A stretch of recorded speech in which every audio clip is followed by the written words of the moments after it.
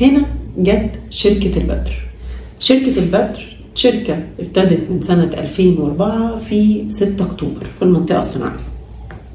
عملت ايه؟ قالت لك انا هخش في حتة محدش دخل فيها في مصر قبل كده. ايوه، هتعملوا ايه؟ احنا هنصنع منتجات مغذية للشركات اللي بتشتغل في المنتجات الصناعية. ايوه، هتعملوا ايه بقى؟ قال لك احنا هنعمل الكاوتش بتاع السيليكون، هنعمل الجوان بتاع الباب بتاع الفرن، هنعمل ضفائر الكهرباء، الجوان بتاع باب التلاجة، عارفين كده نقعد نفتح ونقفل التلاجة، ده الجوان ده.